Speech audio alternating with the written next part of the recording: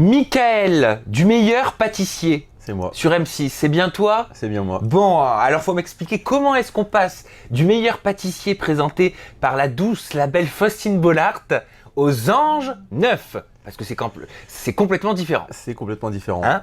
Alors comment disons que c'est pas un hasard sans en être un. C'est-à-dire qu'en gros, dans le meilleur pâtissier, on m'a un peu présenté, ils arrêtaient pas de dire notre pâtissier bodybuildé, si je me trompe bien. Enfin, si je me trompe pas, pardon. Et voilà, il y a plein d'amis qui me disaient, tu vas voir, les anges vont t'appeler, les anges vont t'appeler. Et à un moment, les anges t'ont appelé. Les anges m'ont appelé. Voilà. Et comment on fait pour avoir un corps si sculpté et être aussi bon en pâtisserie? Faut m'expliquer. Parce que moi, quand je pars dans mes délires de cuisine, tu peux être sûr que si je cuisine tout le mois, je prends 4 kilos. Eh ben, je fais des pâtisseries light. Non. Ah, c'est vrai? C'est alors ça m'intéresse plus. Non, disons que je fais plus manger les autres que je mange moi. Après, je goûte quand même, mais voilà, j'essaie d'éviter de trop manger de sucreries. Bon, c'est quoi le concept? J'aimerais vraiment que tu me l'expliques sans langue de bois. Pourquoi les anges? Pourquoi les anges 9 quand on a fait le meilleur pâtissier? Pourquoi les anges 9 quand on veut faire carrière dans la pâtisserie comme toi? J'ai besoin de comprendre et je pense que les téléspectateurs aussi ont besoin d'avoir une réponse. Honnêtement, je pense que au fond de moi, j'avais un petit côté un peu frustré du meilleur pâtissier, dans le sens où ça n'a pas duré obligatoirement super longtemps, qu'on n'a pas su montrer mon véritable talent. Et du coup, t'as quand même fini 9e sur 12, c'est plutôt pas mal. Oui, c'est pas mal, surtout qu'on est quand même 5000 au casting, etc. Mais c'est vrai que par rapport à ce que je fais, ce que j'ai fait là-bas, ça n'a rien à voir. C'est deux niveaux différents. C'est vrai que j'ai pas eu l'occasion de pouvoir montrer ça. Et je m'étais dit, déjà peut-être que j'aurais l'occasion de montrer un peu plus, même si je savais que les anges c'était plus télé-réalité que pâtisserie, clairement. Et puis aussi c'est vrai que j'avais pas été, on m'a pas vu suffisamment, je trouve, au meilleur pâtissier, donc j'avais envie de continuer dans cette lancée. Alors je te comprends, mais déjà que c'est pas simple de pouvoir faire carrière dans la pâtisserie. C'est quand même un milieu très compétitif, c'est très compliqué pour se démarquer, se faire un nom, tu le sais, je te l'apprends pas. Mais en passant par la case télé-réalité pure, est-ce que tu penses honnêtement que ça va t'aider à devenir le nouveau Michalak? Alors je pense pas que ça m'aidera à être le nouveau Michalak. Après, c'est vrai que le fait d'avoir un nom, entre guillemets, d'être un petit peu connu, en tout cas des gens, ça peut peut-être aider déjà d'une part. Et puis je pense que c'est quelque chose qui se fait avec le temps, donc de toute façon le temps que ça se fasse, même s'il y a des gens qui n'étaient pas pour ce genre de choses, ils vont très vite oublier. Et puis ceux qui étaient pour, justement ça va m'aider, donc je pense pas que ce soit un frein, non, même au contraire. Bon alors entre nous, tu as préféré quel tournage? J'ai préféré le tournage des anges. Sérieusement? Ouais, clairement. C'est vrai? Pourquoi t'as pas aimé le pâtissier? Honnêtement, le meilleur pâtissier, pour être franc... Ah oui, vraiment, je veux de la franchise. Non, mais là, c'est de la pure Allez, franchise. on oublie le discours de politique. On est purement franc. Ok. Ouais. 2017, les élections, c'est pas maintenant. C'est clair. Non, on n'était pas hyper bien traités. On avait des très grosses journées, on était très très fatigués, et puis moi, je crains ça. Moi j'ai besoin quand même de dormir, on dormait à peine 4-5 heures par nuit. Mais c'est-à-dire pas bien traité, si pas bien traité, c'est juste dormir 4-5 heures par nuit. C'est le problème de tous les tournages. Dis les choses comme tu les as dites à ta famille, à ta maman, à tes amis, vas-y. Et c'est vrai que j'ai pas du tout apprécié, ça m'a pas mis vraiment dans mon meilleur de moi-même, et c'est pour ça qu'à la fin, on le voit dans la dernière épreuve, je sais pas, je me prends pas la tête, et honnêtement c'est vrai que ça a rien à voir le tournage du meilleur pâtissier. Donc t'as kiffé ton tournage des anges, est-ce qu'il y a quand même des petits éléments qui t'ont perturbé, puisque c'était nouveau pour toi? C'est ta seconde émission, mais première télé-réalité vraiment pure quand même, ça a dû te perturber un petit peu. C'était différent. Honnêtement, c'était différent du meilleur pâtissier, donc clairement, c'était perturbant dans le sens où plus les gens qui avaient à l'intérieur, plus le côté tournage. C'est-à-dire qu'en gros, ceux qui avaient l'habitude de la télé-réalité, ils étaient dans leur personnage, dans leur élément, quoi. Et c'est vrai que moi, il m'aurait fallu peut-être un peu plus de temps pour arriver à me mettre vraiment dans le move.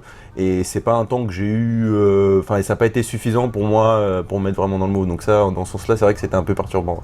Bon, de toute façon, tu sais qu'en participant aux anges, il y a la pâtisserie, oui, c'est l'enjeu professionnel, mais il n'y a pas que ça. Voilà. Ah oui, non, c'est clair. Il faut pas savoir que jouer du rouleau, quoi. Enfin, pas que du rouleau à pâtisserie. Ouais, c'est clair. Disons que, je le savais. Maintenant, après, c'est vrai que c'est pas facile de faire ça comme ça, en se disant, je dois faire le fou, quand on n'est pas obligatoirement comme ça de base. Après, il y a des choses que j'ai pas faites parce que j'étais peut-être dans la retenue, parce que j'ai pas l'habitude. À quel niveau? Peut-être au niveau des filles, peut-être que... c'est pas ce qu'on m'a dit. Disons mais ça, je te le réserve pour après. Je parle hors caméra, c'est différent. Ah attention, moi, faut pas me parler de hors caméra si tu m'expliques pas ce qui s'est passé hors caméra. Non, il s'est pas passé grand-chose hors caméra. C'est-à-dire que t'étais plus timide face cam, c'est ça? On va dire que Enfin, j'en parlais tout à l'heure en plus avec, j'en parlais tout à l'heure avec des amis. C'est vrai que il n'y avait pas de gros coups de cœur, pas pour moi dans la villa. Et si j'avais des gros coups de cœur, ça aurait été complètement différent. Déjà à ce niveau-là, ça aurait été le jour et la nuit. Voilà. Maintenant déjà, ça c'est déjà ça. Après le côté gueuler, c'est pas trop mon truc. M'énerver pour rien. Après, Oui, ça on l'aura compris. Voilà. Alors moi, je suis très étonné, vraiment très étonné, Michael, parce que tu as réussi ton objectif professionnel. T'es étonné? Non, je t'explique. Attends, laisse-moi finir ma phrase, tu vas comprendre. Je suis étonné parce que tu réussis ton objectif professionnel et Fabrizio Poglian vient te voir en te disant bah tu rentres en France parce que je n'ai plus rien à te proposer. Personnellement, là, je suis déboussolé, je comprends plus. J'ai été étonné moi aussi parce que c'est vrai que dans la bouffe et surtout aux États-Unis, il y a énormément de trucs. Donc ça m'étonne que déjà je réussis et puis en plus on me dit qu'il n'y a plus rien pour moi. C'est vrai que c'était un peu. Voilà, c'est ça. En fait, il faut quoi? Il faut foirer pour rester dans l'aventure. J'ai l'impression que c'est un peu ça. Ouais. Bah, surtout que Giuseppe avait aussi réussi et qu'il est parti en même temps que moi, donc ouais, il y a peut-être un peu à côté de ça. Tu lui en as voulu? Non, honnêtement non, parce qu'après c'est quelqu'un à qui j'ai discuté en dehors des caméras. Il t'a expliqué? Voilà, il m'a pas expliqué, mais c'est quelqu'un de très gentil, très ouvert, donc j'ai pas, voilà, je lui en ai pas voulu. Mais est-ce que tu penses qu'il t'a manqué quelque chose, je sais pas, au niveau du comportement? Clairement. Au niveau de ta mécanique, de toi, de ta personnalité, de ta façon de te comporter face aux caméras? Bah, disons que j'ai remarqué une chose, c'est que si on part de manière globale, c'est vrai que tout ce qui était, quand on donnait notre ressenti, je me rendais pas compte que c'était aussi important que ça. Et moi, c'est des trucs qui me saoulaient en fait concrètement, parce que souvent que ça arrivait à des heures qui me plaisaient pas obligatoirement. Et c'est vrai que j'aurais dû accorder peut-être un peu plus d'importance à ça, donner beaucoup plus mon ressenti, d'une manière un peu plus fun, etc. Mais c'est vrai que quand j'étais fatigué, j'en pouvais plus. Ah, c'est pas les vacances en tournage de télé-réalité. Ça, c'est clair. Ça, tu l'as compris clair, maintenant. Ça, je l'ai compris. Bon, moi, je veux savoir, j'arrête de passer par des chemins différents et sinueux. Je veux savoir si la véritable raison de ton départ est liée à mademoiselle Anissa. Et je veux qu'on dise la vérité. Absolument pas. C'est-à-dire qu'en gros, Anissa, la vérité, si tu veux tout savoir, c'est que moi, dès le départ, je la connaissais pas, je l'avais jamais vue à la télévision parce que je regardais pas Moundir et les apprentis aventuriers, si je me trompe pas. Et en fait, on s'était croisés, elle m'avait dit ah ouais, t'es Michael Lumière pâtissier, et elle avait l'air très contente de me voir. Et même John était venu me voir en me disant elle est intéressée. Je m'étais dit bon bah pourquoi pas, on verra à l'intérieur. Et ce qui s'est passé, c'est que quand on avait fait notre fameux jeu où on disait chacun qui nous plaisait, elle a commencé à dire Michael, c'est Michael qui me plaît. Donc du coup, moi je me suis dit, je vais dire elle, parce que du coup, ça me fait toujours, comment on peut dire ça? Comme ça me fait un plan B, quoi. Voilà, un plan B, le voilà. salaud. Mais à l'origine, c'est pas ma grande. C'est pas ta cam cam non plus. au millimètre, comme dirait Milan. Ouais, voilà. C'est ça, c'est pas obligatoirement ma grande cam, quoi. Mais pourtant, vous n'auriez pas eu un coup de foot déjà dans l'avion pour vous envoler vers Miami? Bah déjà, j'étais pas dans l'avion avec elle, mais bah pourtant, c'est ce qu'on a pu lire. Ouais, mais après, ce qui se dit sur internet, ça... Je sais pas, moi mon métier c'est de te faire réagir aux rumeurs. Non, moi j'étais avec John et Luna dans l'avion, et on s'est rencontrés justement devant les caméras à l'aéroport de Miami. Donc ton départ n'a rien à voir avec l'arrivée de l'ex d'Anissa? Non, ce mec, il n'existe pas. Enfin, je sais même pas d'où il sort, et je pense qu'il sera jamais dans les anges quoi qu'il arrive. Donc, je te demande, moi tu sais, je te fais réagir à tout. Je suis autant étonné que toi, mais la vérité, c'est pas moi qui l'ai, Loulou, c'est toi qui l'as. C'est à toi de nous l'expliquer. Non, mais concrètement, ce mec. Pourquoi ce mec est ressorti? Pourquoi ce nom est ressorti? C'est ça que je veux qu'on comprenne. Je pense que ce mec-là cherchait à faire du buzz. Voilà. Déjà à l'origine, il était censé faire partie soi-disant des anges anonymes. Donc dès le départ, il commençait déjà à faire du buzz vis-à-vis de ça, et je pense qu'il a profité de mon départ pour en rajouter une couche, parce qu'il y avait une histoire soi-disant que j'étais en couple avec Anissa, même s'il y avait eu un rapprochement, mais qui a rien eu. Et du coup, le mec a profité pour faire du buzz en disant voilà, il est arrivé, c'était son ex, et je me suis battu avec. Alors que déjà, d'une part, si j'étais amoureux, bon, éventuellement, mais déjà, il s'est rien passé avec elle. Puis en plus, je vais pas être amoureux au bout de 2 semaines et me battre avec un mec qui, d'autant plus, n'existe pas, qui n'était pas présent dans la villa, donc c'est complètement. C'est quoi tous ces fantasmes autour des anges à chaque fois? On a droit aux pires rumeurs impossibles et inimaginables. On entend tout et n'importe quoi. Eh ben écoute, j'aimerais bien savoir moi aussi. Mais t'as pas la réponse, t'es comme moi. J'ai pas la réponse, je suis comme toi. Écoute, c'est pas grave. Si vous l'avez à la maison, hashtag en toute intimité pour réagir. Parlons un petit peu plus en profondeur d'Anissa, parce que là on était sur la rupture. Je te fais peur quand je parle. Non, pas du tout. Je sais pas, tu fais comme ça. T'es sûr, tout va bien? Il y a trop de lumière. Il y a trop de lumière? Bon, mais c'est pour que tu brilles, mon cher Michael. Donc pas de coup de foot dans l'avion, ça on l'a dit. Maintenant, Anissa, est-ce que c'est ton genre quand même en termes de fille? Parce que vous avez une sacrée différence d'âge. Hein. Ouais. Bah, au-delà de la différence d'âge, moi je préfère les filles qui ont un peu plus de forme. Donc c'est vrai qu'elle était très mince, très maigre. C'est vrai, mais Très après maigre. il en faut pour tous les goûts. Il en faut pour tous les goûts, donc je critique pas, chacun a le droit d'être comme il est, mais c'est vrai que c'est pas obligatoirement mon type dans ce sens-là. Et puis mentalement, je l'ai vite découverte, elle est pas du tout comme j'aime bien, quoi, finalement. Alors elle est comment Anissa? Parce que ça t'es pas le premier à me le dire. J'avais déjà fait une ITV à Anissa pendant Moundir et les apprentis aventuriers sur W9 et tout le monde me disait elle est peste, elle est ci, elle est cela. J'aimerais savoir si dans les Anges Neufs, elle avait toujours cette image ou si elle avait évolué.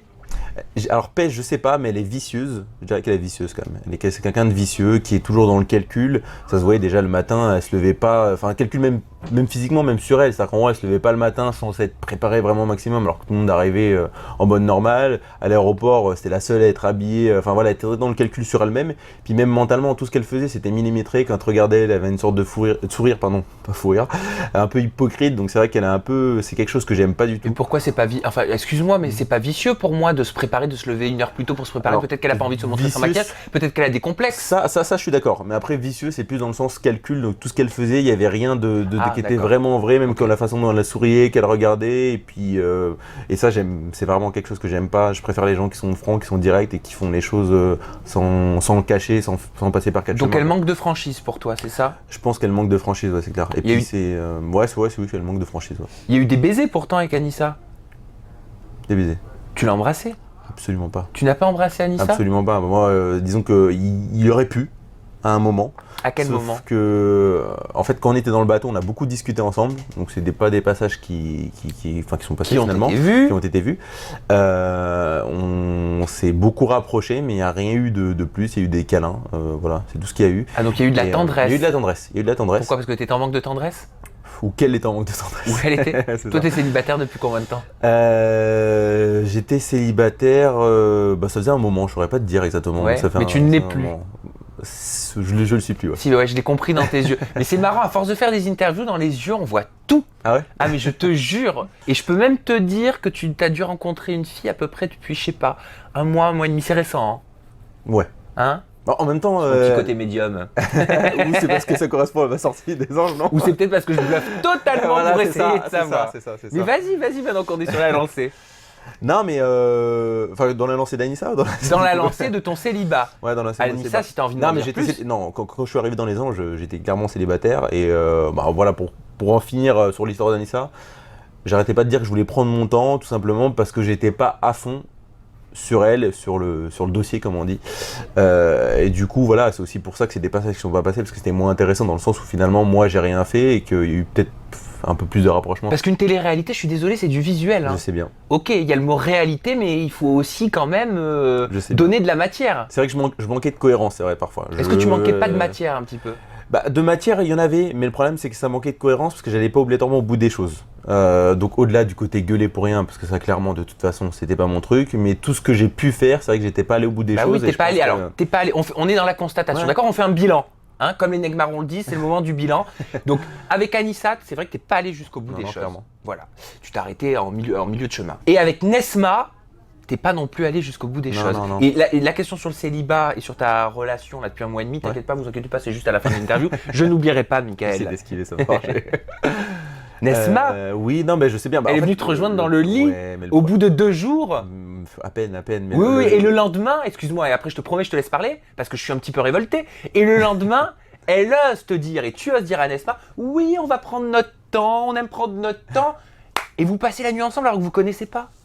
C'est un nouveau concept. Ah explique-moi ce concept. Je sais pas si tu vois l'émission First Kiss. Ils commencent à s'embrasser alors qu'ils se connaissent pas et après ils commencent à discuter. Là c'était un peu le même principe. C'est vrai, mais je te crois pas. Non, honnêtement, c'était un pur hasard parce que moi j'étais dans mon lit à ce moment-là. Elle est venue me rejoindre je sais pas. C'est comme ça en fait. Et en fait, il y a tout un tas de choses qui se sont passées dans cette vie-là que je ne saurais pas te donner vraiment la chronologie des choses. Pourquoi elle est venue te rejoindre? Il faut m'expliquer. Alors, une fille, elle vient pas comme ça dans un lit. Quand elle est venue, tu as dû lui dire qu'est-ce que tu fais là? Il y a 2 choses. C'est-à-dire qu'en gros, je lui avais plu. Elle m'avait dit que j'étais totalement son type de mec. D'accord. Et elle s'était embrouillée avec Anéa. Et comme elle a vu que j'étais quelqu'un qui avait l'air d'être à l'écoute et puis surtout que je lui plaisais, elle est venue me voir. On a commencé à discuter. Je l'ai réconforté. Il y a eu un câlin à ce moment-là, mais c'est tout ce qu'il y a eu.